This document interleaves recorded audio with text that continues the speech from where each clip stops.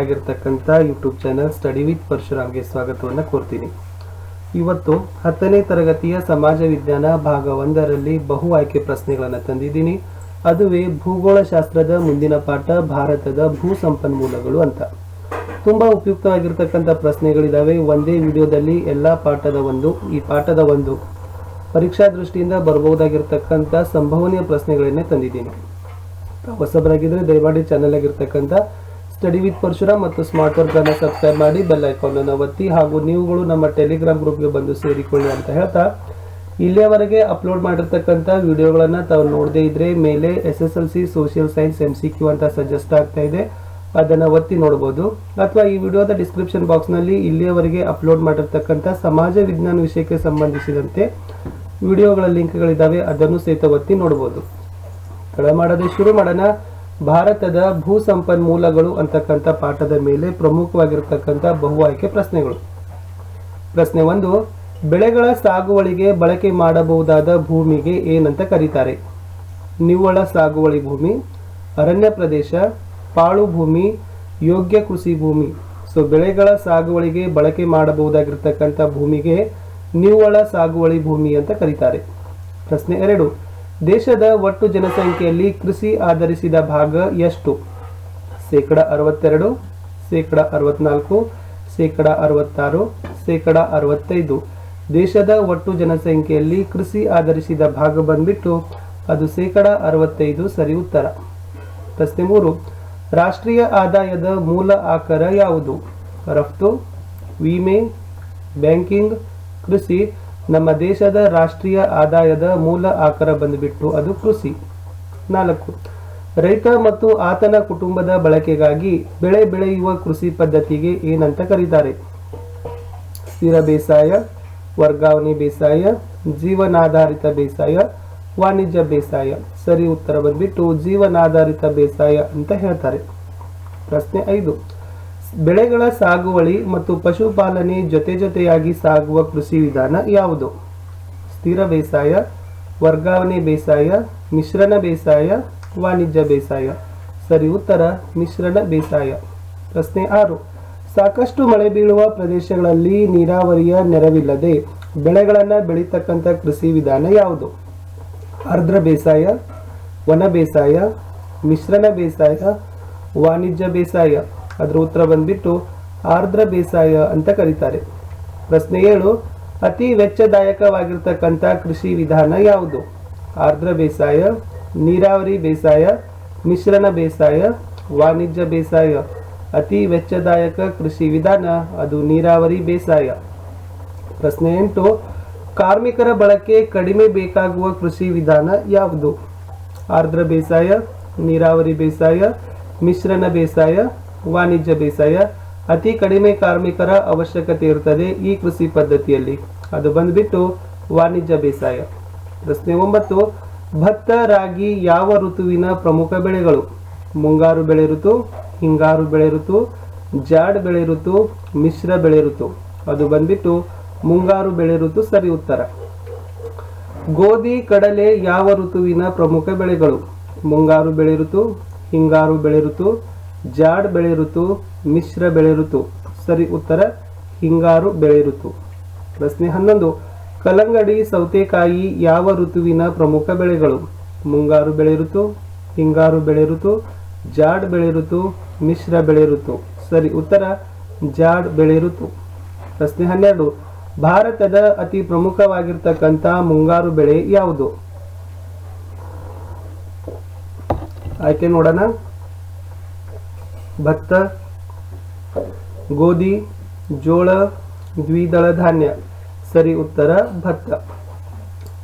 ಭಾರತವು ಈ ಕೆಳಗಿನ ಯಾವ ಬೆಳೆ ಉತ್ಪಾದನೆಯಲ್ಲಿ 2ನೇ ಸ್ಥಾನದಲ್ಲಿದೆ?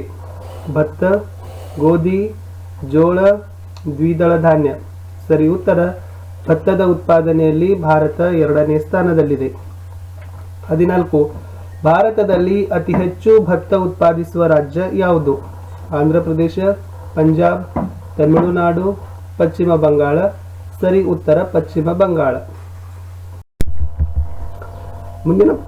ಮುಂದಿನ ಪ್ರಶ್ನೆಗೆ ಹೋಗೋಣ. ಪ್ರಶ್ನೆ ಸಂಖ್ಯೆ 15, ಪ್ರಪಂಚದಲ್ಲಿ ಅತಿ ಹೆಚ್ಚು ಕಬ್ಬು ಬೆಳೆಯುವ ದೇಶ ಯಾವುದು? Bharat, Brazil, China, America. ನೋಡಿ, ಕೊಟ್ಟ ಆಯ್ಕೆಗಳಲ್ಲಿ ಇಡೀ ಜಗತ್ತಿನಲ್ಲಿ ಅತಿ ಹೆಚ್ಚಾಗಿ ಕಬ್ಬನ್ನು ಬೆಳೀತಕ್ಕಂಥ ದೇಶ ಅದು ಬ್ರೆಜಿಲ್. ಪ್ರಶ್ನೆ 16, ಕಬ್ಬಿನ ಮೂಲ ಸ್ಥಾನ ಯಾವುದು?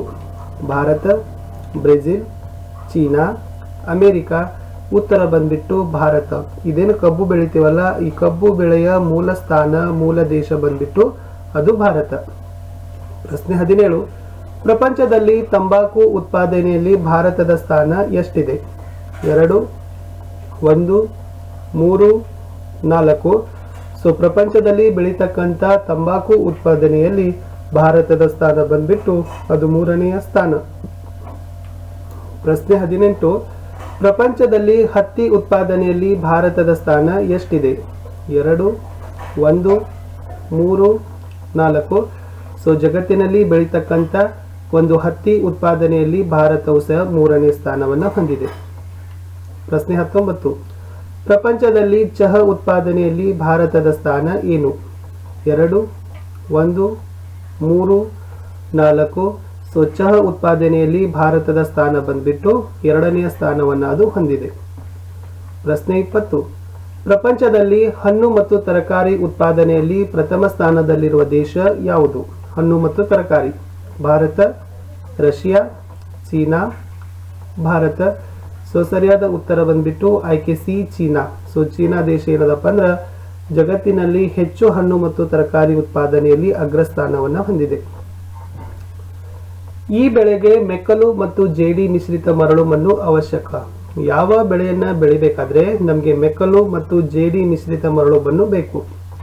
ತಂಬಾಕು, ಭತ್ತ, ಗೋಧಿ, ಕಬ್ಬು. ಸರಿ ಉತ್ತರ ಕಬ್ಬು.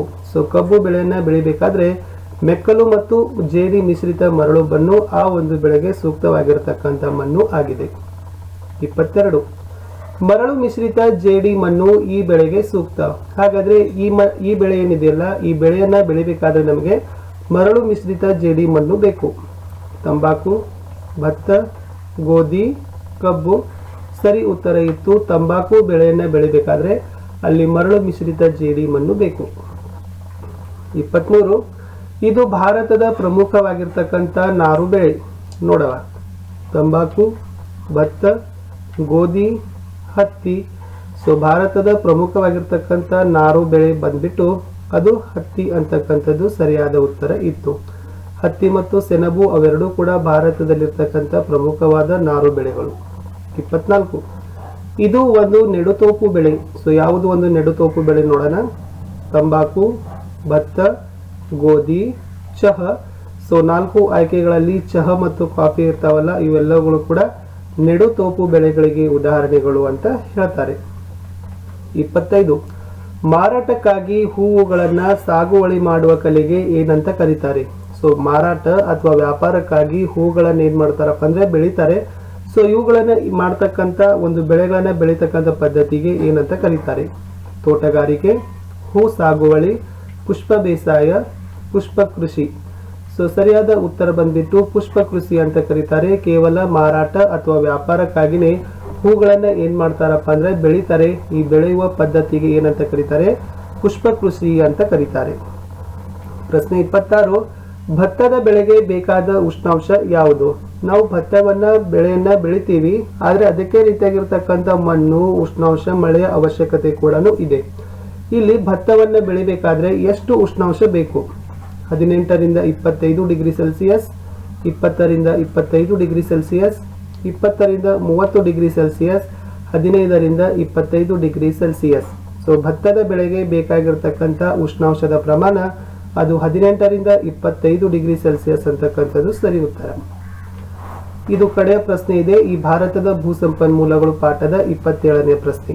ಸೊ ವಿದ್ಯಾರ್ಥಿಗಳೇ, ಪ್ರಶ್ನೆ ಹಾಗೂ ಉತ್ತರಗಳನ್ನು ನೋಡೋಕ್ಕಿಂತ ಮುಂಚೆ ದಯಮಾಡಿ ನಮ್ಮ ಚಾನಲ್ ಆಗಿರ್ತಕ್ಕಂಥ ಸ್ಟಡಿ ವಿತ್ ಪರಶುರಾಮ್ ಮತ್ತು ಸ್ಮಾರ್ಟ್ ವರ್ಕ್ಗಳನ್ನು ಸಬ್ಸ್ಕ್ರೈಬ್ ಮಾಡಿ, ಬೆಲ್ ಐಕಾನ್ ಅನ್ನು ಒತ್ತಿ ಹಾಗೂ ನಮ್ಮ ಟೆಲಿಗ್ರಾಮ್ ಗ್ರೂಪ್ಗೆ ಬಂದು ಸೇರಿಕೊಳ್ಳಿ ಅಂತ ಹೇಳ್ತಾ ಈ ಭಾರತದ ಭೂ ಸಂಪನ್ಮೂಲಗಳು ಪಾಠದ 27ನೇ ಪ್ರಶ್ನೆ ಹೀಗಿದೆ.